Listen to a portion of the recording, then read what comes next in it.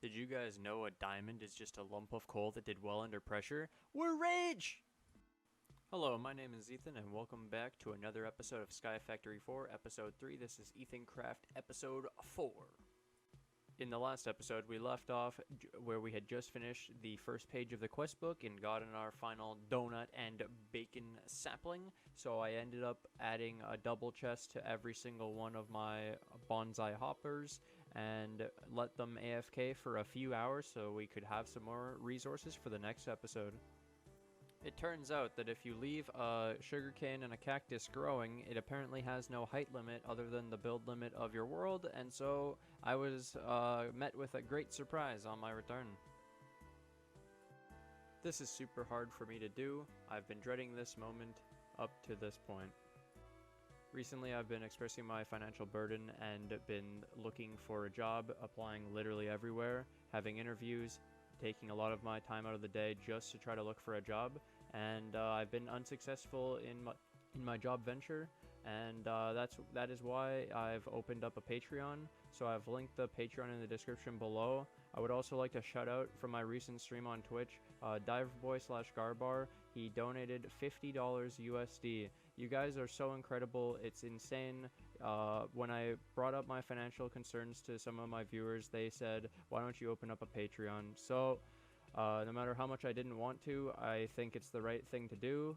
So it's another avenue or venture for you guys to potentially support me through besides just YouTube. And to everyone, this is completely optional, and if you do or don't support me through Patreon, I still appreciate each and every single one of you for watching and enjoying my videos. But to the people who do take their time to go to the Patreon and support through it, their names will be listed at the end of my videos in different colors for the different tiers. It's all listed on the Patreon, but I'm going to try to give back as much as I can to kind of acknowledge the people who are supporting me. And I really, like, you guys don't understand how much it means to me. I really appreciate any and all support. Thank you guys. Now we'll get into the video. Alright, so just like old times for this episode, I came up with a plan for the episode, an idea of what I want to get done to be happy with my progress in the pack for this episode. So the major things I'm trying to work towards is an ME system, and so I thought about to myself, what are the few things I'm going to need before I can get an ME system? And it's already been mentioned, I need to go to the Nether. We haven't done that yet, so that's going to be a thing. We have to get power to run the ME system. We need resources to afford the actual cost of making the ME system items, and we have to then be able to run the ME system and have enough storage that we can store all of our items. So I started the episode off with the ore processing of all that stuff I AFK'd for. So I ended up doing, you guys saw I used the crucible, and I was using a fluid transfer pipe from the one mod that has like an item transfer pipe, energy, and power. And fluid. It's really good. It's really fast. So it was basically as fast as I could put cobble inside of the crucible that turned into lava, it was making it. So I made a singularity tank from the mob grinding utils, and that stores 32,000 millibuckets of lava. So I used that for my smeltery, and that was great for automating the smeltery. I used the redstone clock like normal to automate the smelter, used a wooden hopper because I absolutely love them, and then I made myself a charger and my first form of power. I made a combustion generator. So the combustion generator generates 20 RFs a tick and runs off of, obviously, burnt stuff that cooks, so coal, charcoal, wood, all that stuff. It works really well when you have bonsai hoppers and you're literally generating tons and tons and tons of wood and sticks, and you can even burn the saplings and leaves, I think. So I ended up making the whole point of getting power in a charger was I wanted to get the building gadget, because I noticed very early on in the pack there was no builder's wand, and I was very frustrated by that. But later on I found out when I was looking through the quest book or the achievement book that there is the building gadget, and the building gadget is better than a builder's wand, and it allows you to place large areas of platform. So I ended up expanding my island. Well, after expanding the island, I was preparing my better storage system. So I came up I came up with a design for storing all of the stuff from the bonsai hoppers in a way that is very efficient. So basically, my old storage was the double chest for each one, which means I'd get like 400 to 500 of each different material, depending on the ratios of like how often they dropped, etc. So I wouldn't have more than 400 or 500 of each thing in those double chests that you guys have seen. There's 4 or 5 different things from every sapling. So what I ended up doing instead is I used crates with item ducts. So item ducts from Thermal Dynamics, basically the bonsai hoppers output into the item ducts. If you visually like go into a single player and look at the normal item ducts, the ones that you can see through, you will see the items just sit in the item duct and then float to the exact location where they're stored. So if all of your outputs are filtered, then it's automatic going to be stored perfectly, and you don't have to do any sort of filtering, and it doesn't matter as long as the output and the crates are great. So I ended up doing that for my design. I did a whole wall of crates, and if you upgrade the quantity, the storage of the crates, you can up it to 65,000 items. So I was able to basically get a deep storage, effectively, for now, since it's my 3rd episode in, and I'm storing 65,000 of each item. Pretty good! So I found out that then to use this for power, use the wood for power, instead of using wood, because it's only a 300 burn time, I could turn the wood into charcoal with furnaces, vanilla furnaces, and that would increase my burn time by like 5 times. It's way more efficient to turn it into charcoal and then use the charcoal for power. So I ended up doing that instead. You can see I upgraded all of the drawers to 65,000. It just costs wood to upgrade the drawers. It's really cheap actually, and since you get free wood from the bonsai hoppers already, it's really easy. So I ended up locking all the storage crates so that if I ever pull out of them and there's none left, it'll still stay filtered. And you can see I started setting up my furnace array. So the way I was doing this was I was going to use a servo to pull out the wood into the furnaces, but I found an issue that when you I'm going to actually do a new cut.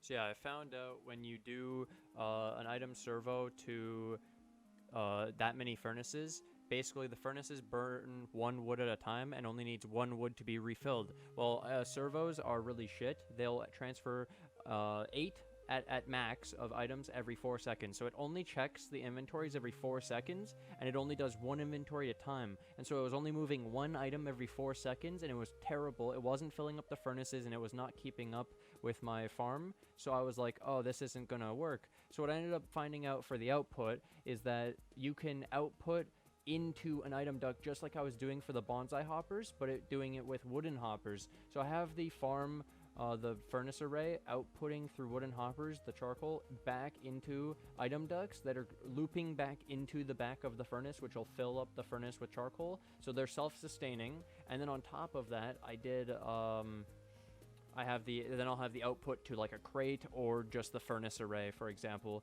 And so this was a really efficient way of setting up my furnaces so that I don't have to make a million servos. It was way cheaper to make a ton of wooden hoppers, and the wooden hoppers are of course going to keep up with the farm. So I ended up making a crate to start seeing how much I store of the charcoal, and then I could also store up to 65,000, basically I have a deep storage of charcoal. And once the 65,000 deep storage of that is filled, then the wood would start filling. And if you guys are concerned that once the crates are filled that the hoppers will stop working, no, they're still gonna work. It's actually so weird. Bonsai hoppers are busted, and they'll keep generating, and they'll only output the stuff that can be stored somehow. I don't really get it. It's really broken. This whole idea and whole farm is just really busted. So here's where I took the item duct thing even farther. So I said, if I could use a wooden hopper to output into the item duct at a speed faster than the servo, well, what if I use a different cable and output into an item duct? What happens? Well, let's find out. Let's sit back and relax and enjoy this. So watch this. 639 wood in there. Now look at 590, 580, 570. What the heck? That's so fast. And so basically, we're now outputting like 20 a tick. Sorry, 20 a second. Which is obviously way faster than the other setup. And now it's filling up all the furnaces. And so I ended up also using this for the output for the charcoal after to fill up the the combustion engines, because I realized that a servo will not be fast enough for that either, because of the way the generators will burn the fuel, only like one every 1600 burn time or whatever. So this was way more efficient, outputting from the item extraction cable into an item duct that auto sorts it. It's these item ducts are incredible. They basically have no speed limit, basically. It's as fast as you can input into them, and then they sort. Especially, I found that I could have technically just put the combustion engine straight onto my farm, because the combustion engines do not accept anything that isn't burnable. So it would only burn the saplings, the sticks, the leaves, and the wood. It would never take any of my good materials. So here's where I ended up attaching the crucible straight to my smeltery, and being able to fill up the lava that quickly. It's so amazing how great the lava production is in this pack. I haven't found a way to automate the lava yet. I figure when I get to the nether, there's going to be real lava, and I can just pump it if I really want to.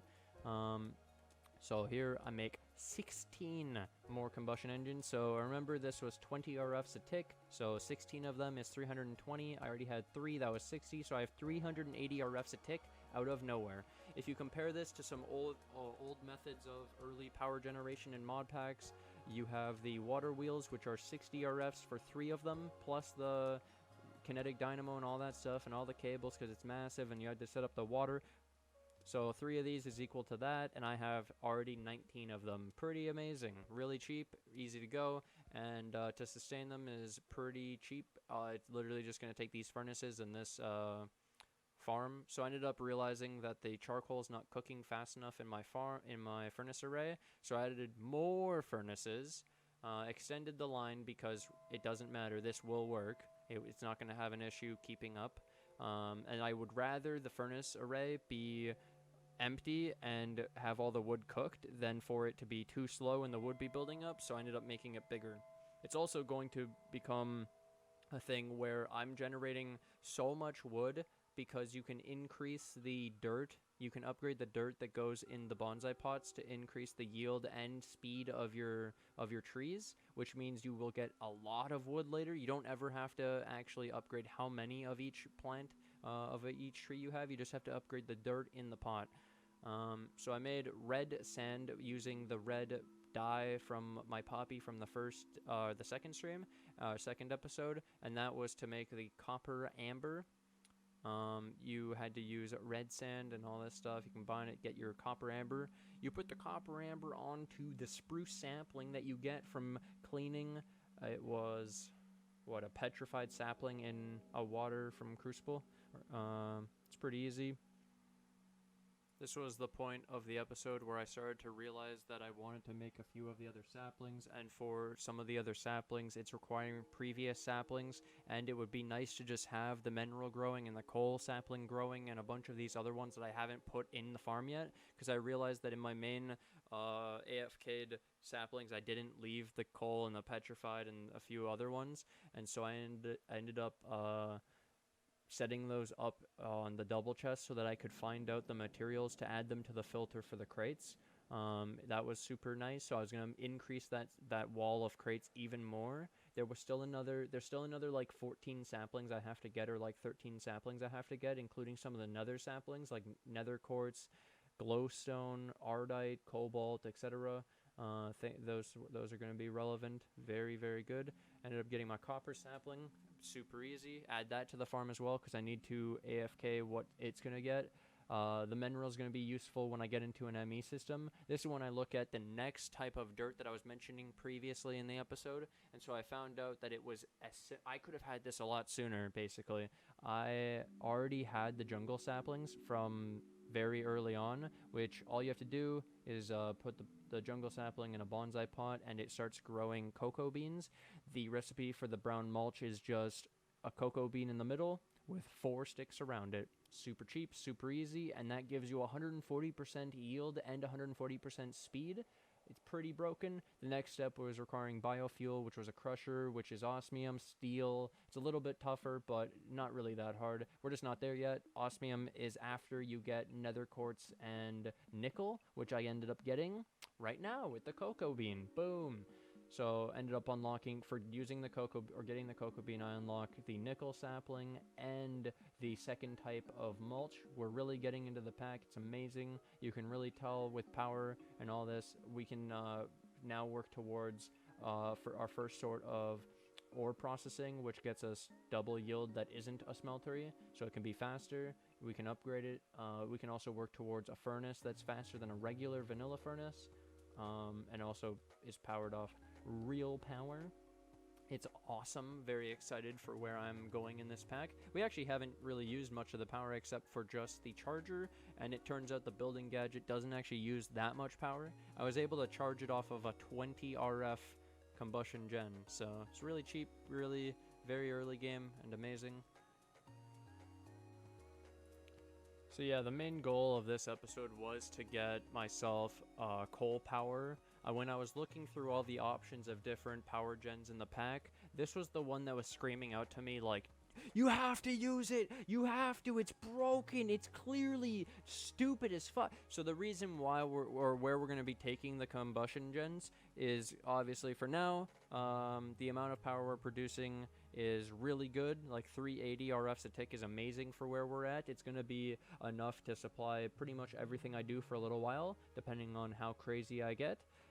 Then they're also upgradable, so you can upgrade the combustion gen to an upgradable version. Then the upgradable version can gain basically speed modifiers and speed upgrades to make it generate even more, and so that's scalable. And the reason these is so good is because the bonsai pots are also scalable, and it just seemed to be the most like the best thing for me where I was at in the pack. And the way that it made it that the beginning of the pack is with pure trees, this is just a really nice way where it flows into power production and everything.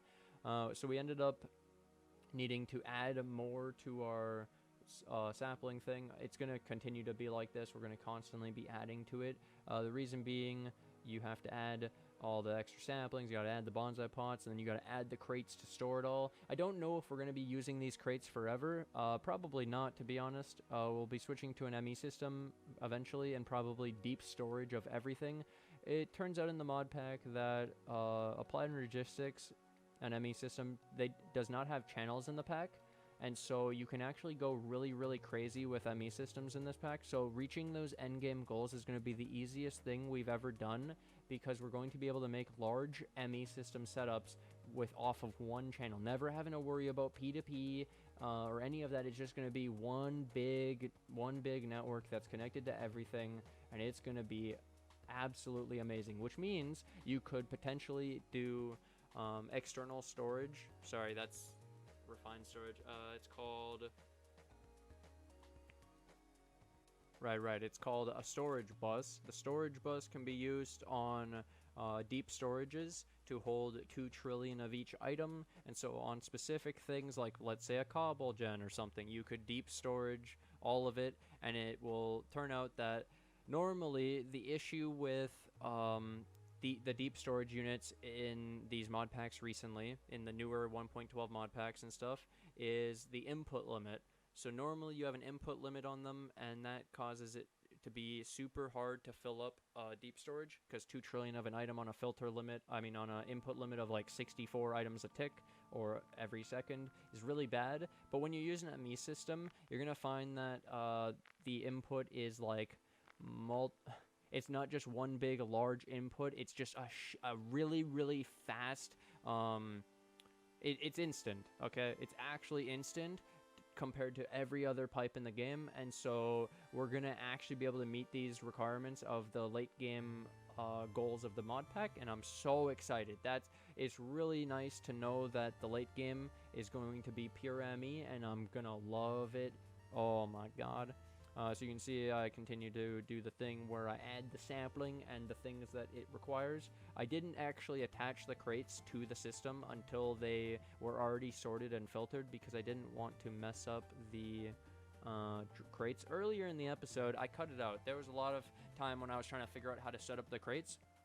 I tried putting down the crates and attaching it to the system and hoping it would auto-fill them correctly, but it turns out item ducts don't actually fill like the way you would think. They just fill to the closest inventory, and they don't really care, and it basically will accept an item into the item duct where it already has its output decided, and so if you end up changing the output or you add another output, it might put the same item in 2 crates or 3 crates or 4. So I had sticks in multiple crates and it was really bad. I was trying to take them out and like organize, and I'm like, you know what's easier than doing all this hassle? No, I'll just do it by hand. I'll go sort them all, and once they're sorted, then they're good to go forever, and they store 65,000. So even while I was going through this, I went back and I'd upgrade the crates for these ones as well. I wouldn't lock the crate until I upgraded the storage on it. So if you guys notice, those ones aren't actually upgraded. Here I made a mistake. I actually when I put down that crate, I ended up dropping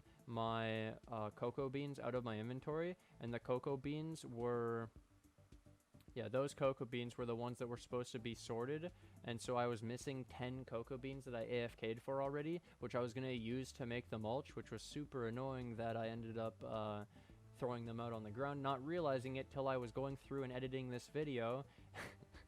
Where were there cocoa beans? I swear I had some, because if you looked at the numbers of the jungle saplings, the jungle leaves, and the jungle wood, I had a plenty, but I was missing one thing, cocoa beans. Didn't notice till just now, and I was super upset because I actually had to wait longer for the cocoa beans just to make the mulch to end this episode off.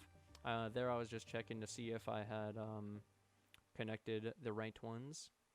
It's good stuff. I've been enjoying this pack a lot, and I hope you guys have been really enjoying it as much as I have. Again, I'd like to thank Diverboy for his support in my stream.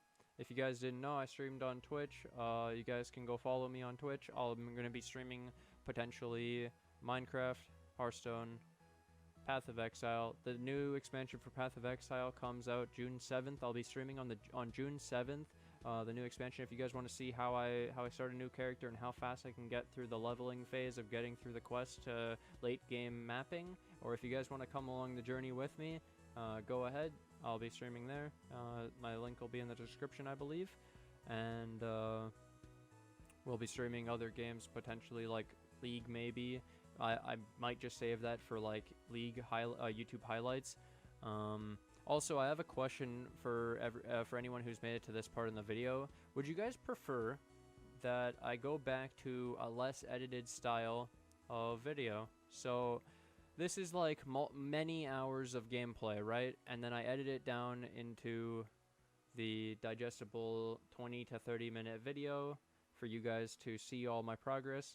But I feel like I've looked at what some other Minecraft YouTubers do, and they will record specific sections of their gameplay where they are real live playing the pack, talking about what they're doing, and I don't know how I like it, but I don't know how you guys would like that instead.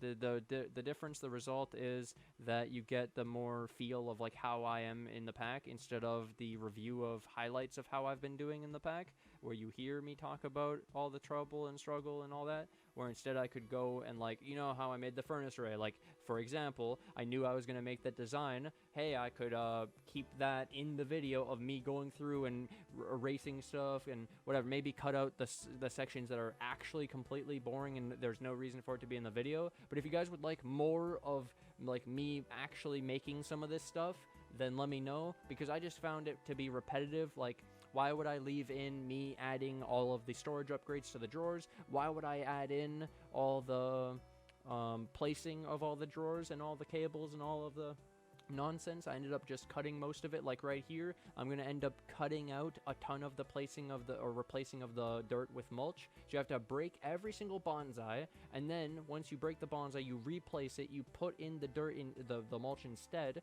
and then you put the sapling back in. So I had to do that for every single sapling. There's 18 of them, and it takes a little bit. You can see I cut straight to the end. And would you guys rather this, or would you rather me show doing it? I'm not sure what you guys prefer. Let me know. It's a lot of help. And you can see here we have 2.5k wood, 1.4k sticks, and we're doing absolutely amazing. I'm just looking over some of the things to see how our progress is on the resin and the acorns. The storage and the sapling production is amazing. It's actually so incredible. I'm so happy with the system I came up with. It's really good, and seems really cheesy and broken. There's a lot of progress we made on this episode, and this was all planned. I already knew I was going to do all this, and I'm glad I got it all done. The whole entire goal at the end was power, and now we can work towards the nether and an ME system. That's the next episode. Look forward to it. Hope you guys have enjoyed as much as I have. We got 2K charcoal going in the next episode, and I'll see you guys in the next one. Bye! Leave a like, leave a comment, and subscribe if you guys are new. But yeah, it's so good. Look at how fast the charcoal is going up, guys. Oh, also, did you like the joke at the beginning of the episode? Give me feedback on that. Thank you. I'll see you guys in the next one. Bye!